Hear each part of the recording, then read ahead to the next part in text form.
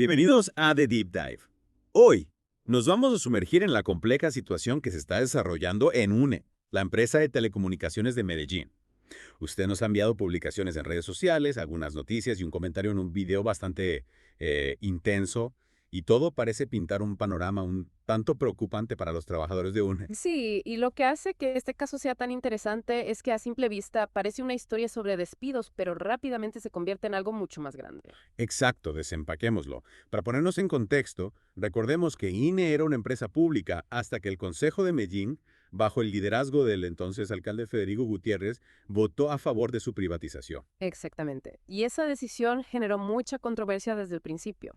Si miramos las fuentes que nos ha enviado, encontramos una publicación en X de agosto de 2024 que ya expresaba preocupación por la falta de transparencia en todo el proceso. Y también tenemos al concejal José Luis Marín, quien en su momento criticó fuertemente la falta de debate público sobre un tema tan importante para la ciudad. Se estaban ignorando las señales de alerta. Bueno, es difícil saberlo con certeza, pero lo que sí sabemos es que ahora, bajo la administración de Tigo, UNE está buscando autorización para realizar despidos masivos y esto, por supuesto, ha generado una reacción muy fuerte. Por supuesto, uno de los documentos que nos envió es un memorando interno de la empresa donde se informa a los empleados sobre su posible despido. El lenguaje utilizado es bastante frío, ¿no cree? Hablan de adaptaciones y reducción de operaciones. Sí, es el típico lenguaje corporativo que se usa en esos casos. Pero detrás de esas palabras hay cientos de personas que se enfrentan a la incertidumbre y al miedo de perder su sustento. Claro, y para entender ese miedo podemos escuchar las voces de los propios trabajadores. El sindicato Sintrans ha denunciado lo que ellos llaman una masacre laboral. Y en un clip de noticias de RTVC, un miembro del sindicato expresa su angustia, su frustración, con una crudeza que realmente impacta. Habla de la falta de información, de la incertidumbre sobre el futuro, de la sensación de abandono por parte de las instituciones. Es realmente desgarrador. Y lo que me llama la atención es que figuras políticas como el representante Alejandro Toro también han utilizado el término masacre laboral para referirse a sus despidos. ¿Cree que esa elección de palabras tiene un impacto en la percepción pública del caso? Sin duda, el lenguaje es una herramienta poderosa y la forma en que se enmarca una historia puede influir en cómo la gente la interpreta. Y hablando de cómo se enmarcan las historias, hay algo que me ha intrigado. En los titulares del colombiano que usted nos envió, se observa una diferencia curiosa en el lenguaje utilizado para cubrir los recortes de empleos bajo la administración Petro y los que ocurren ahora bajo la gestión de Gutiérrez. Es cierto, mientras que los despidos en el Ministerio de Hacienda bajo Petro fueron etiquetados como masacre laboral, los recortes en UNE, bajo la gestión de Gutiérrez, se describen como despido colectivo. ¿Qué le parece esta diferencia? A primera vista parece que se está utilizando un lenguaje más duro para criticar las acciones del gobierno actual, mientras que se usa un lenguaje más suave para referirse a acciones similares pero tomadas por la administración anterior. Es una observación interesante y nos lleva a preguntarnos, ¿es esto simplemente una cuestión de estilo periodístico o hay algo más profundo en juego? Exactamente. Y aquí es donde entra el tema de los contratos que el colombiano tiene con la alcaldía de Medellín.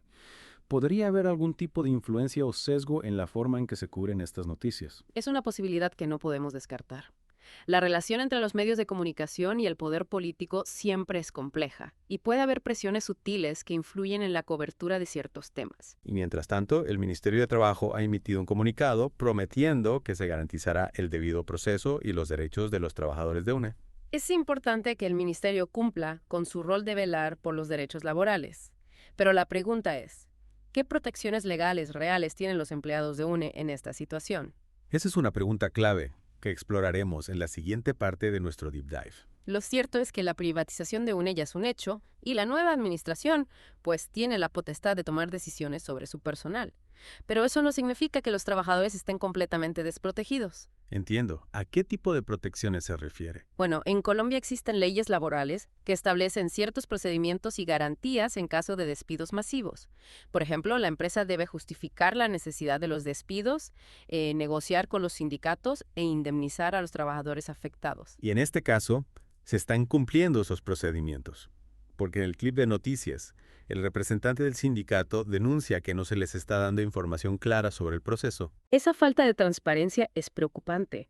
Si la empresa no está cumpliendo con las normas, los trabajadores tienen derecho a reclamar y acudir a las autoridades laborales para que se garanticen sus derechos. ¿Y qué pasa con el papel del gobierno en todo esto? El Ministerio de Trabajo se ha pronunciado, pero ¿Qué acciones concretas puede tomar para proteger a los trabajadores?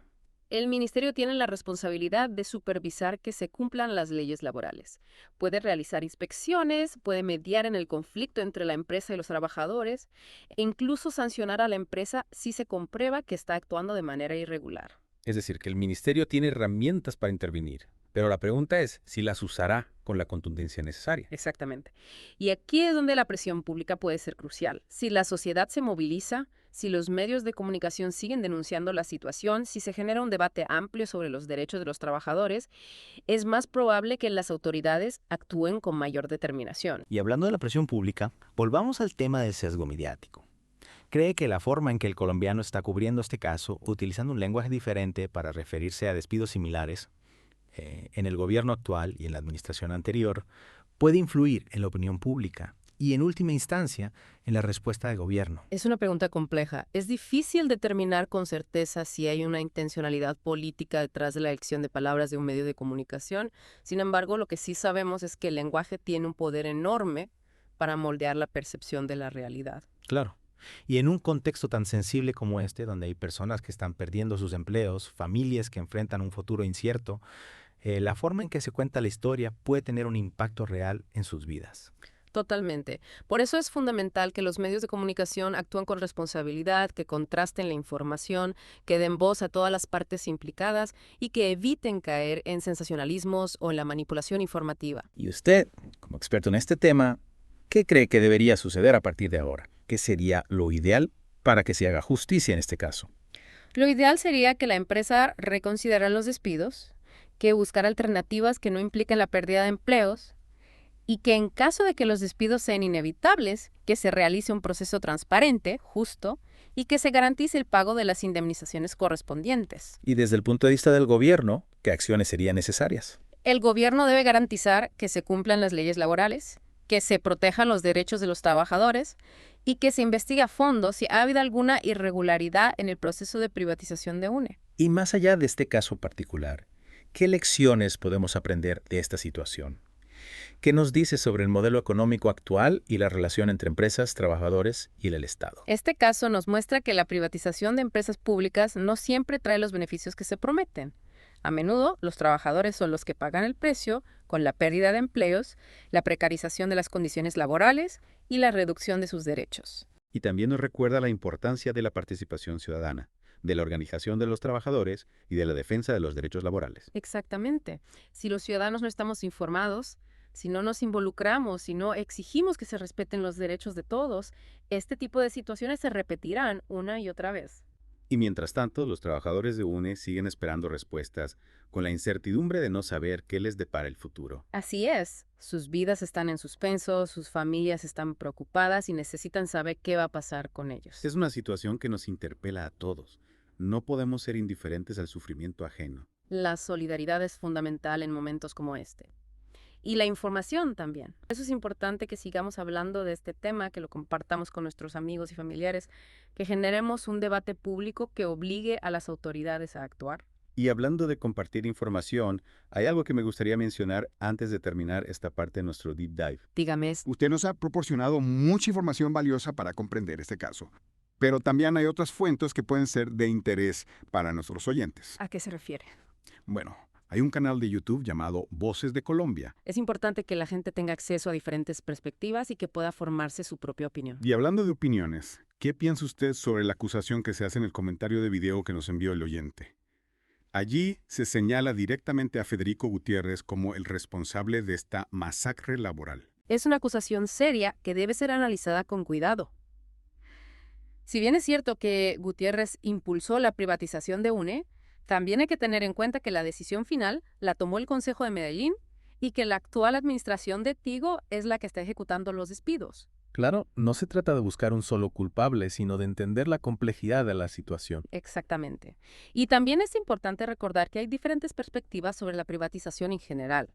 Algunos argumentan que puede mejorar la eficiencia y la calidad de los servicios, mientras que otros advierten sobre la pérdida de control público y las posibles consecuencias negativas para los trabajadores. Es un debate que va más allá de este caso particular, pero que sin duda está presente en el trasfondo de lo que está sucediendo en UNE. Así es. Y creo que es fundamental que los ciudadanos participemos en este debate, que nos informemos, que expresemos nuestra opinión y que exijamos a nuestros representantes que tomen decisiones que beneficien a la sociedad en su conjunto. Y hablando de participación ciudadana, en la próxima parte de nuestro Deep Dive, exploraremos las opciones que tienen los trabajadores de UNE para defender sus derechos y cómo la sociedad puede apoyarlos en esta lucha. Entonces, retomando nuestra conversación sobre la situación en UNE, ¿qué opciones tienen realmente los trabajadores para defender sus derechos? Digo, en este momento, ¿qué pueden hacer frente a esta posible masacre laboral? Bueno, como mencionamos antes, la legislación laboral colombiana ofrece algunas protecciones. Los trabajadores, a través de sus sindicatos Intrems, pueden negociar con la empresa para, digamos, buscar alternativas a los despidos. Por ejemplo, planes de retiro voluntario o reubicación en otras áreas de la empresa. Suena como una buena opción. ¿Qué tan efectivo suele ser este tipo de negociación en casos como este? Depende mucho de la voluntad de la empresa, ¿no? De dialogar y de llegar a un acuerdo. En algunos casos, la presión de los sindicatos, la movilización de los trabajadores puede lograr que la empresa reconsidere sus planes. Entiendo. Pero si la negociación no funciona, ¿qué otras vías tienen los trabajadores? Pueden presentar demandas legales, ¿no? Ante el Ministerio de Trabajo o ante los tribunales competentes, alegando que la empresa no está cumpliendo con las normas laborales o que los despidos son injustificados. O sea que la batalla legal es una opción, pero seguramente es un proceso largo y complejo. Sí, las demandas laborales pueden tardar años en resolverse y no siempre el resultado es favorable para los trabajadores. Entonces, ¿qué otras herramientas tienen los trabajadores para defenderse? ¿Qué rol juega la opinión pública en todo esto? La presión pública puede ser un factor determinante. Si la sociedad se solidariza con los trabajadores, si los medios de comunicación visibilizan el caso, si se genera un debate amplio sobre la ética empresarial y los derechos laborales, la empresa puede verse obligada a reconsiderar sus acciones. Claro, la presión social puede tener un impacto real en la imagen y la reputación de una empresa. Totalmente. Y en la era de las redes sociales, esa presión se amplifica aún más.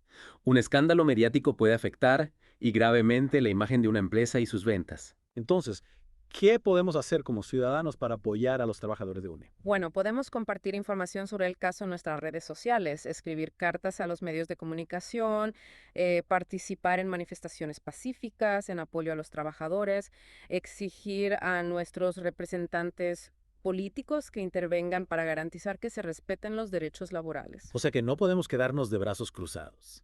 Tenemos que alzar la voz y mostrar nuestro apoyo a quienes están luchando por sus derechos. Así es, la indiferencia es cómplice de la injusticia. Y volviendo al tema de la información, me gustaría recordarles a nuestros oyentes que pueden encontrar más análisis y cobertura sobre este caso en el canal de YouTube Voces de Colombia. Sí, es un excelente recurso para aquellos que quieran profundizar en el tema y comprender las diferentes perspectivas en juego. Bueno, y con esto llegamos al final de nuestro Deep Dive sobre la situación en UNE. Espero que esta conversación les haya dado herramientas para comprender la complejidad del caso y para reflexionar sobre el impacto de la privatización en la vida de los trabajadores. Y por supuesto, para ampliar más la audiencia, apóyanos en nuestro canal de YouTube, Voces de Colombia. Denle me gusta y suscríbanse para que nos escuchen. Hasta la próxima.